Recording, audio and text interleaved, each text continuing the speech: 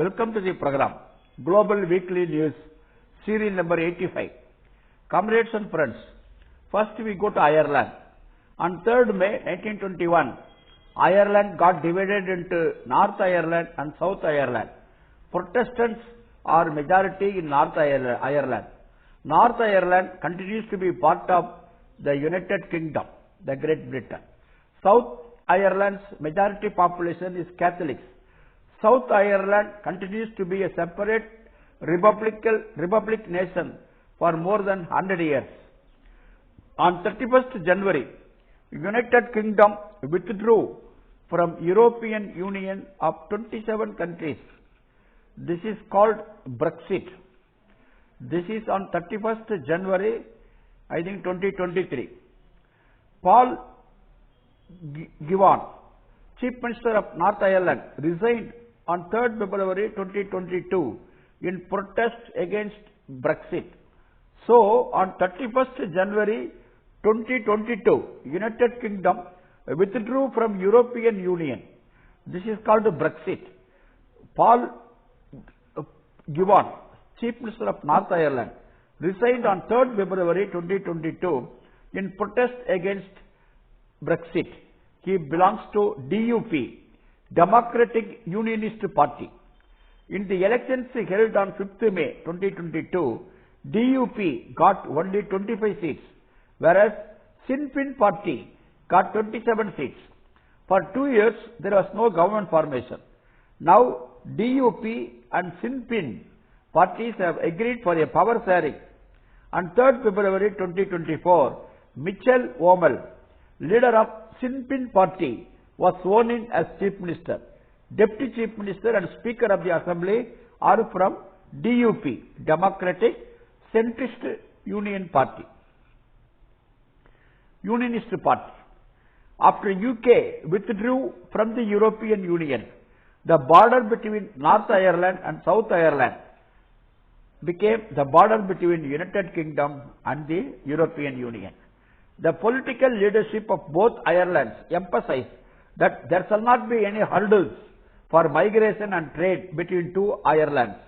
In March 2025, elections will take place in the Republic of Ireland. There also Sinn Féin Party will get major gains. Both Irelands may soon merge thereafter. Comrades, next we are going to see the tragedy and miseries of European peasantry. Belgium Workers' Party has expressed the following reasons for the miseries of agriculturists of the entire Europe. All over Europe, the peasants do not get the remunerative prices for their agricultural produce. The peasants of Belgium are also on struggle for this. In the recent years, the cost of production of agricultural products had gone up, but they could not get remunerative prices.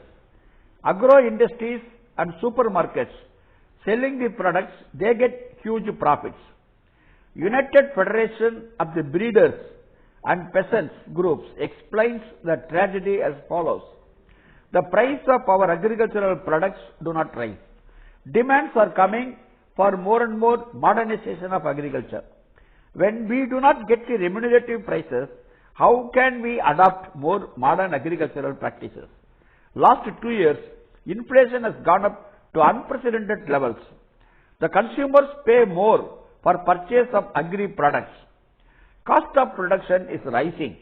Purchase of agricultural products below the cost of production shall be strictly banned. The profits of agro industries and supermarkets shall be transparent. A farmer sells 1 kg of beef for 3 euros to supermarket. The supermarket price of 1 kg of ground beef is 10 euros. In the last 2 years, the price of milk has gone up by 30%, whereas the milk suppliers have not got 30% more income. Only the agri-food MNCs get super profits. Agro industry and the big traders who do the distributing job, they fix the prices. They squeeze the peasants.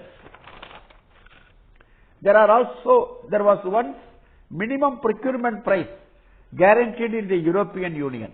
After the common agricultural policy came into effect under the neoliberal policies, this was given up gradually. Though the peasant in Belgium works 60, 70, 80 hours a week, works in weekly holidays and works sometimes in nights also, he gets an income less than the income of an average Belgian. The farmer in Belgium gets 1,500 or 1,000 or less than that euros monthly. This income includes the aid under the common agricultural policy, but the farmers do not like to depend on this aid. Hundreds of crores of euros are allotted in the budget under common agricultural policy. This funding helps in protecting agricultural sector and ensuring food sovereignty. The aid is given on hectare basis. 1 hectare is equal to 2.4 acres. So only big landlords get benefited by this aid. 80% subsidies are cornered by 20 agricultural companies. The big landowners who are not doing any agriculture work, they also get the aid. Colruyt, a big retail trade company in possession of huge agricultural land, they too swallow this aid. Bureaucracy is managing the common agricultural policy. To get aid, the peasants have to follow many rules, fill up many forms for which task alone, the peasant needs 1 or 2 days every week. The peasants do not like to do any administrative work. The liberalists and Christian Democrats voted in support of new common agricultural policy 2023 to 2027. Belgium Workers' Party voted against this. European Union gave up the policy of ensuring fair prices for agricultural products in 1990s and left it to the market. Free trade agreements were signed with Canada, New Zealand, etc. The countries where cost of agricultural production is less than Europe. Similarly, the Mercosur agreement was signed with South American countries like Argentina, Brazil, Paraguay, Uruguay and Bolivia. Since 1960s, agricultural land is on the decline. This will be prevented. Belgian Workers' Party has placed the following demands. 1. Statutory minimum support prices for agricultural produce shall be fixed and implemented. 2.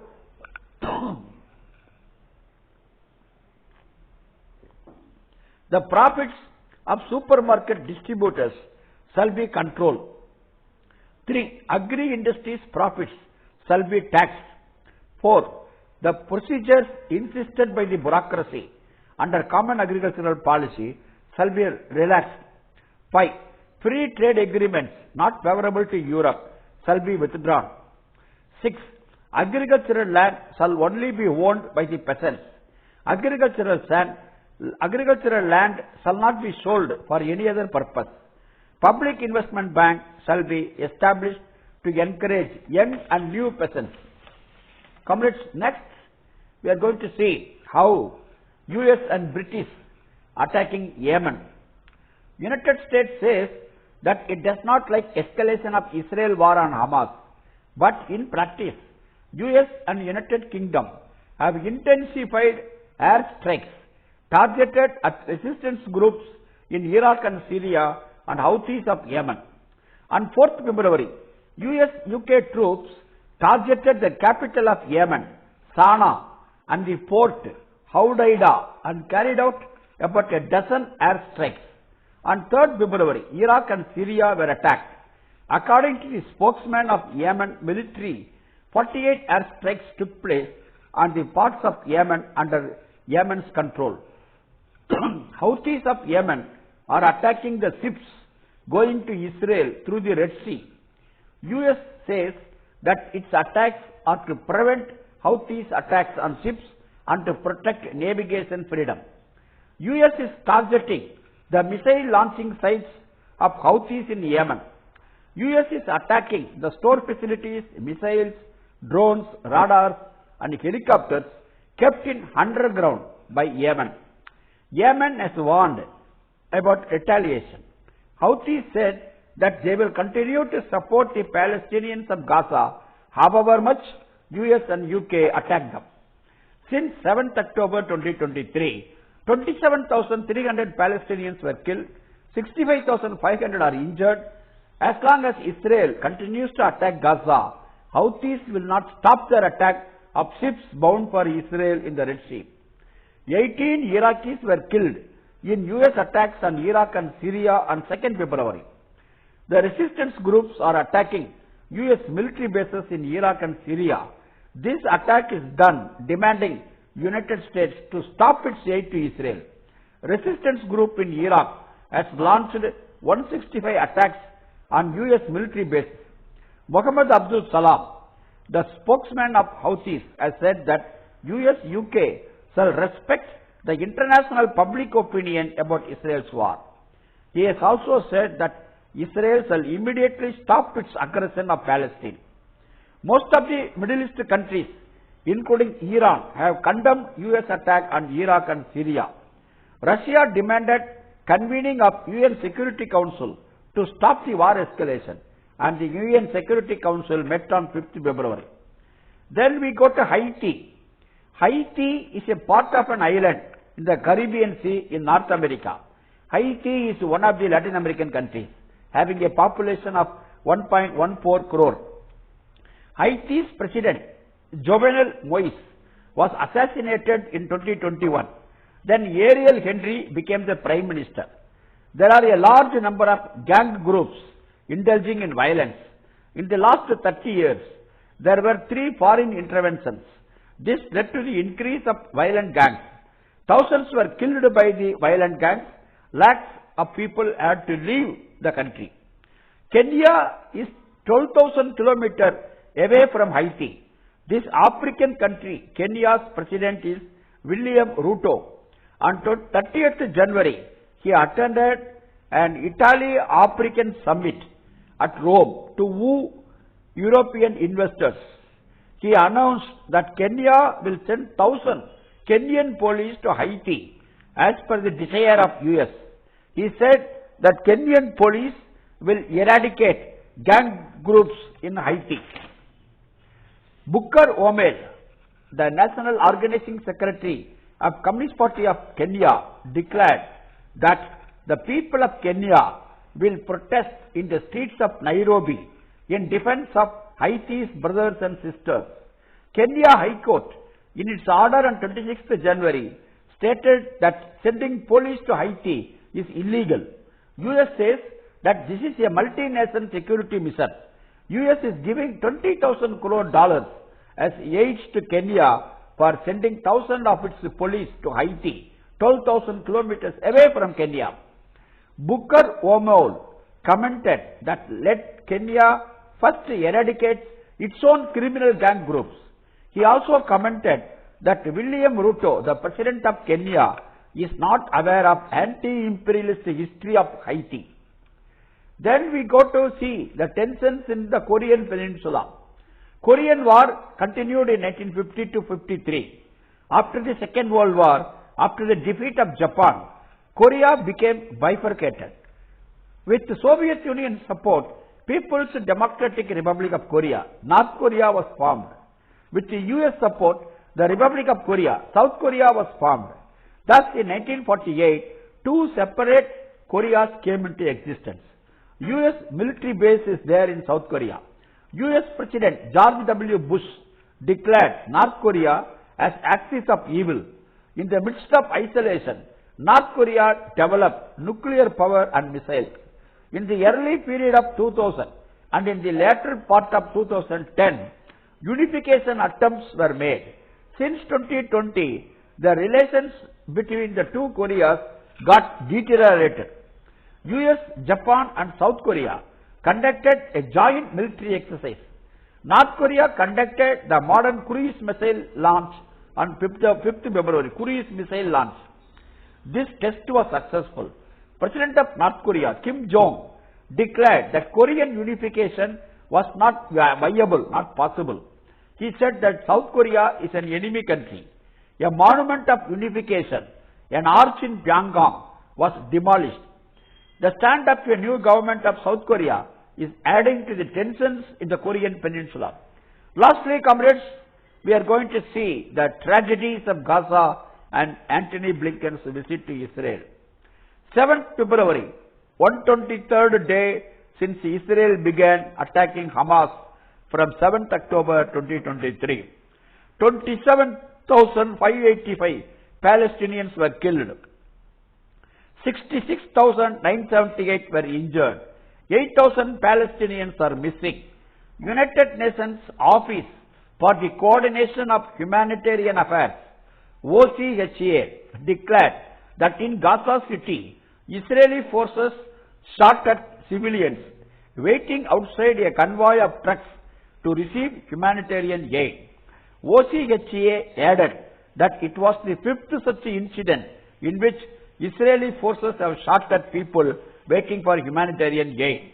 Israeli forces have continued to lay siege on the Nasser hospital in Khan Yunis, a town in Gaza, where at least 300 medical personnel, 450 wounded Palestinians, and over 10,000 civilians taking refuge have been trapped.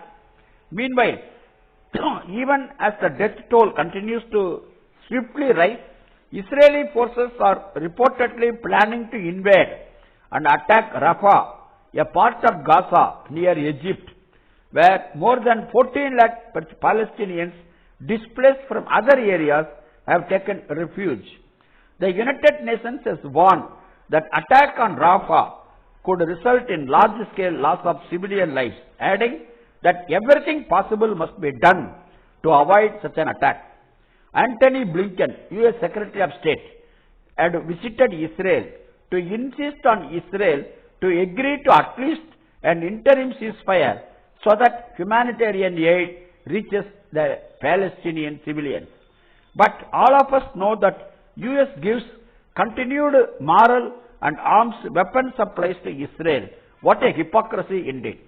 Love Salam, comrades. See you next time.